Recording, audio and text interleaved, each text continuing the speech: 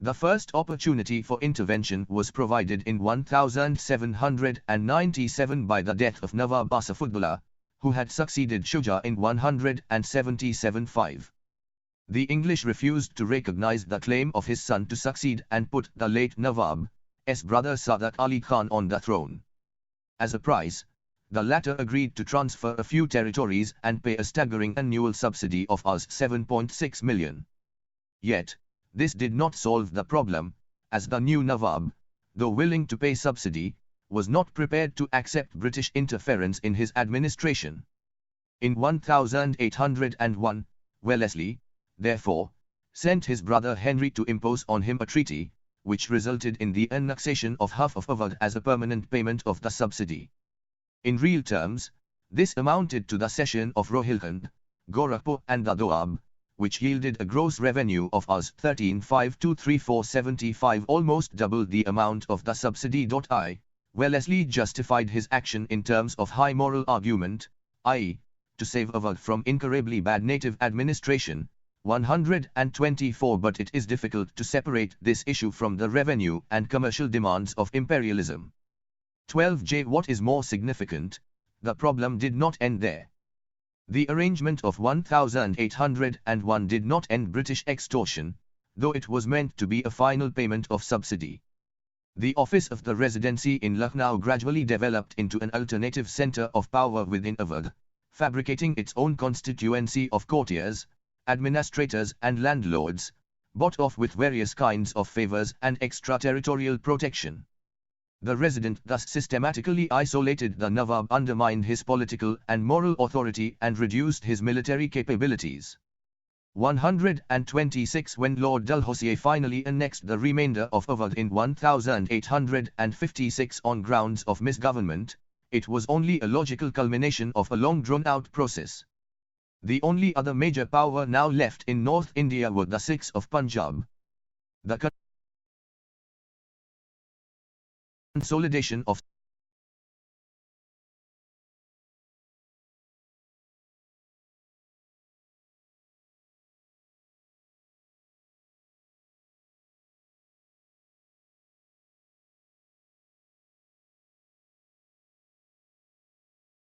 under Ranjit Singh in the late 18th century, 1795-98.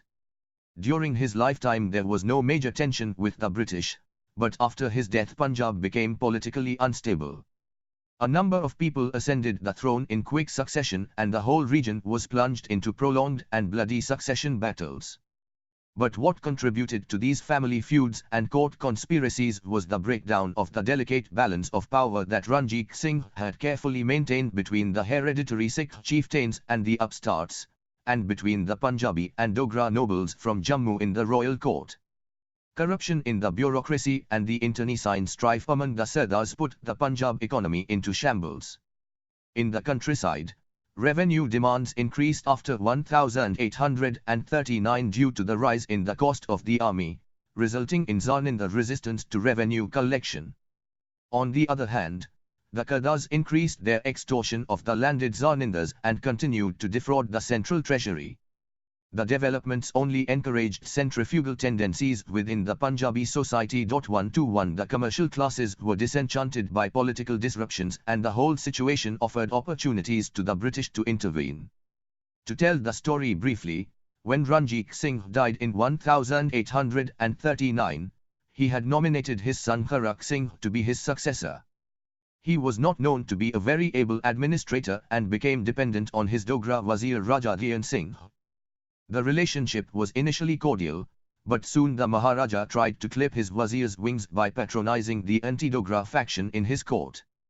But the Wazir fought back, allied himself with the Maharaja's son Nao Nihal Singh, but before this could go much further, Kharak Singh died in 1840, followed immediately by the death of his son in an accident. Now the throne was contested by Sher Singh, one of the 6 living princes, and Maharani Chand Koi, the widow of Kharak Singh, who laid a claim on behalf of her unborn grandchild to be born to Nihal Singh's widowed wife. In this contest Sher Singh was supported by the Dogra faction, while the Maharani's claim was upheld by the Sindhanwalia chieftains, who were collaterals of the royal family. Both the candidates appealed to the company for support, but the latter decided not to interfere. Sher Singh ultimately became the Maharaja through a bizarre conspiracy hatched by the Dogras, and once again became dependent on the over-Nigri Dogra Wazir, Raja Dhyan Singh. However, as it had happened earlier, after a short while the Maharaja sought to reduce the power of his Wazir and began to align with his adversaries in the court, like the Sindhanwalis and other hereditary chiefs.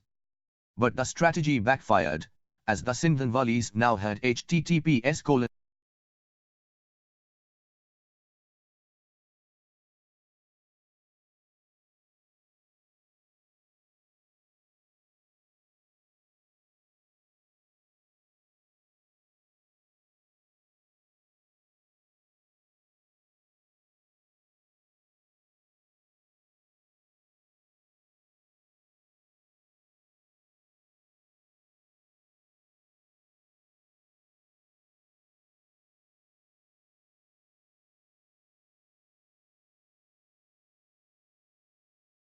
their revenge by getting him murdered in 1843 along with his son, and also Wazir Dhyan Singh.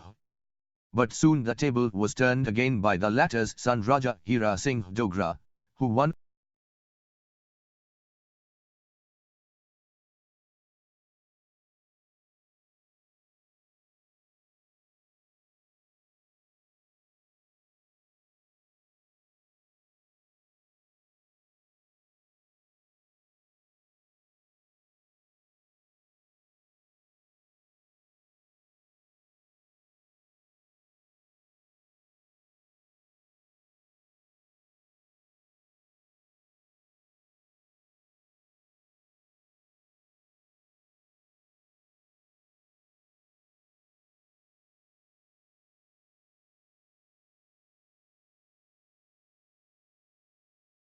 their revenge by getting him murdered in 1843 along with his son, and also Wazir Dhyan Singh. But soon the table was turned again by the latter's son Raja Hira Singh Dogra, who won over a section of the army, destroyed the Sindhanwalis and put up Ranjit Singh's youngest son 5-year-old Dalip Singh on the throne, with himself taking on the Wazir's office. Palace intrigues and rivalries among the Sardars did not end there. But now the Khalsa army became a power unto itself and began to control Punjabi politics. During Sher Singh's reign the army had established regimental committees or panchayats, which had direct access to the Maharaja. These panchayats now began to demand more and more concessions from the Darbar, and Hira Singh could survive only by making larger grants to the army. But this could not go on for long as anti-Dogra sentiments began to rise among the army and the hereditary chieftains. Hira Singh was assassinated in December 1844, whereupon Dalip Singh's mother Maharani Jindan became the regent and her brother Sardar Javahir Singh became the Wazir, but he remained for all practical purposes a puppet in the hands of the army. It was this political rise of the Khalsa Army, its new experiments with democratic republicanism, and the prospect of there being no stable government in Lahore that made the British concerned about Punjab. In the early 19th century the company wanted to maintain the Sikh state as a buffer between its North Indian possessions on the one end and the Muslim powers in Persia and Afghanistan on the other. But continuous political instability made that scheme unworkable, and so many in the early 1840s began to think of the inevitability of an Anglo-Sikh confrontation. Preparations for this on the British side began in 1843, and as the situation did not stabilize, and when Javahir Singh was executed by the army in September 1945, Lord Hardinge decided that the time for a showdown had arrived. He declared war on the state of Lahore on 13 December 1845 and the First Anglo-Sikh War began. Failure of leadership and treachery of some of the Sardars led to the defeat of the formidable Sikh army. The humiliating Treaty of Lahore in March 1846 resulted in the English annexation of Jalandhar Doab. Kashmir was given to Raja Gulab Singh Dogra of Jammu, as a reward for his allegiance to the company. The size of the Lahore army was reduced, and an English army was stationed there. Dalip Singh was to retain his throne, but was to be advised and guided by an English resident. Another treaty in December removed Maharani Jindal from the position of regent, formed a regency council and gave the English resident at Lahore extensive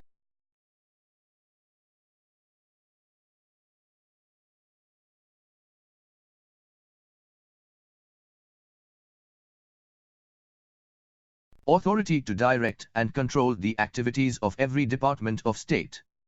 But the ultimate British aim was full annexation of Punjab, which was achieved by Governor-General Lord Dalhousie after the victory in the Second Anglo-Sikh War in 1849.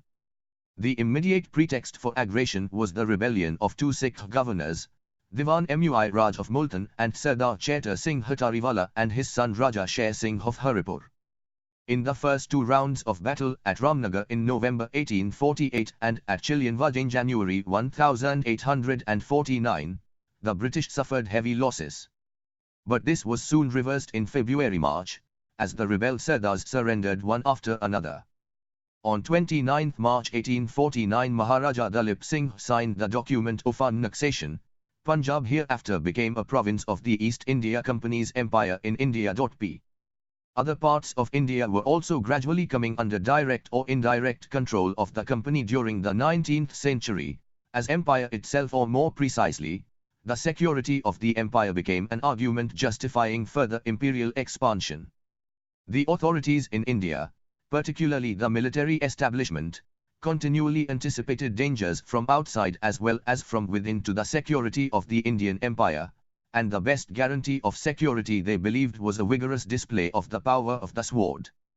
This argument swept aside all the cautionary attitudes that the company directors in London might have had against further territorial aggression. Lord Amherst came to India as Governor-General with a clear mandate to ensure peace and eschew expensive imperial wars, but came to face a growing crisis with Burma in the northeastern borders of Bengal. The Burmese monarchy had been showing expansionary tendencies since the second half of the 18th century, when it subjugated Pegu, Tenasserim and Erkin, and then in the early years of 19th century extended its influence in Manipur, Kutch and finally Assam. These moves in the past did not always lead to annexation, and so the earlier governors-general chose to ignore them. But in 1822-23 the Anglo-Indian military elite began to argue, after a lull in imperial warfare for about 6 years, that the internal enemies of the empire were drawing encouragement from the audacious incursions of the Burmese. So the Burmese needed to be treated a lesson, preferably through a vigorous display of power. P. Hence in 1824-28 began the company's first Burma War, which brought the annexation of Assam and Nagaland in northeastern India as well as Erkin and Tenasserim in lower Burma. In 1830 Kutch was added to company's territory. Coorg was later annexed in 1800.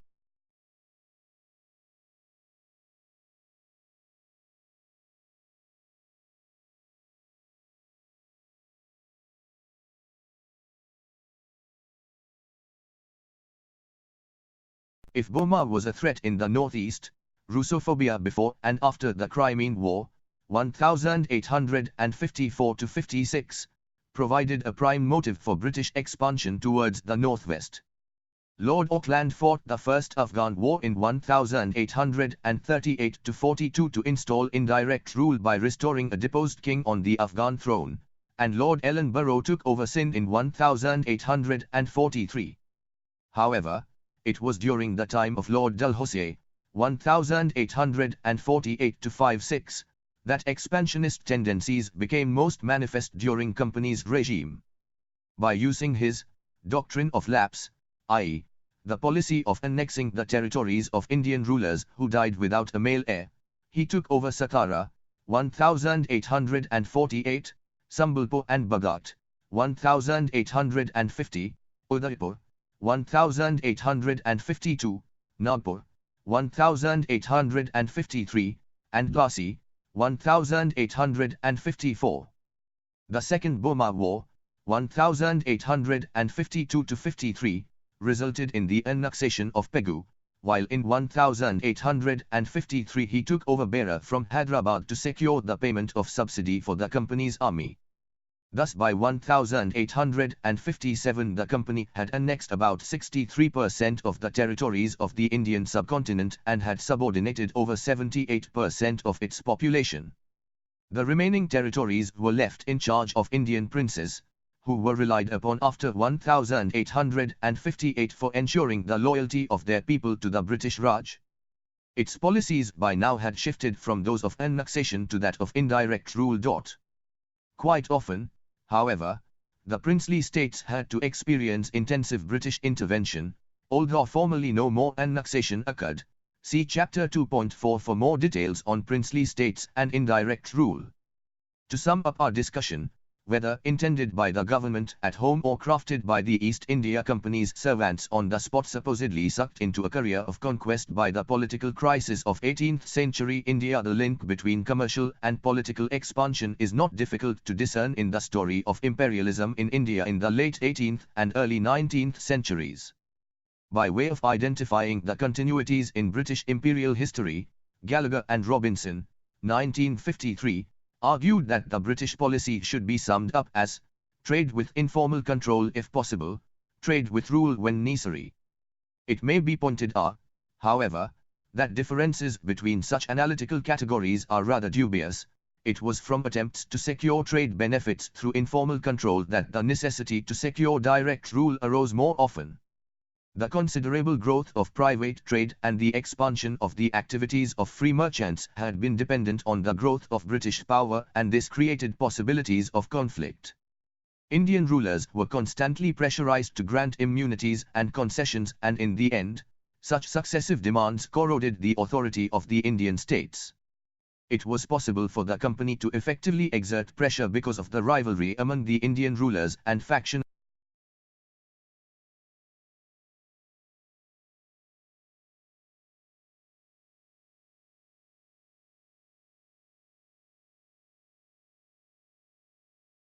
prevented the formation of a joint front, the dream of Nana Fadnis to forge a confederacy of Indian princes pitted against British power never really actualized.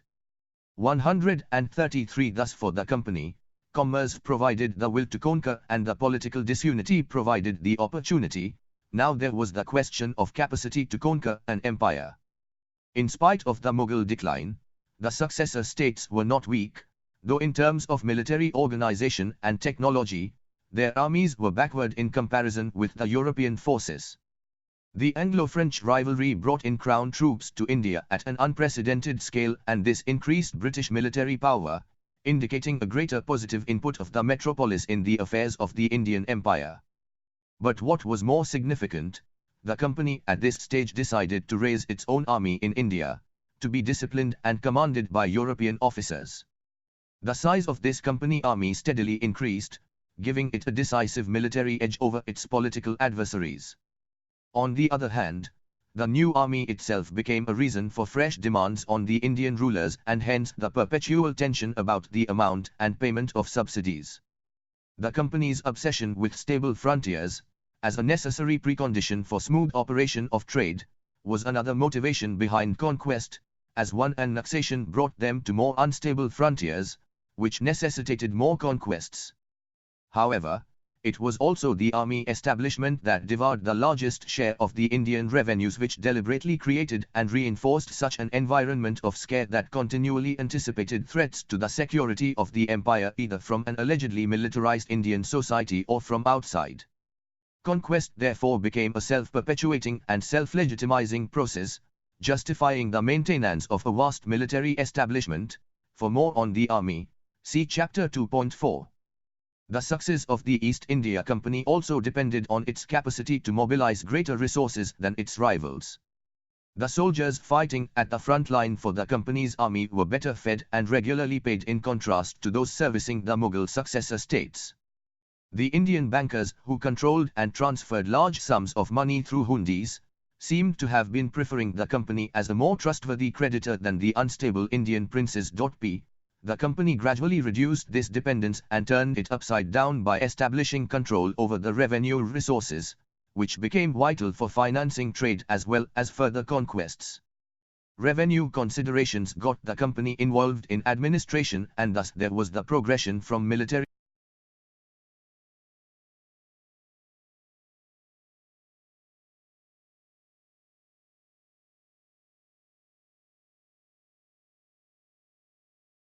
ascendancy to dominion of territory from indirect rule to direct annexation. This approximates closely to the point made by Kane and Hawkins about the primacy of revenue in the functioning of British imperialism in India. The politically emerging alliance at home between land and money, they argue, created the notion of power being centered in land and hence the preoccupation of the company state with the need to raise revenue as well as to keep order, which determined the course of much of the later annexations and consolidation of British rule in India. The consanguinity between revenue, commerce and military exigencies in the process of British imperial expansion in India is a point too obvious to miss. It is futile to debate over their relative importance.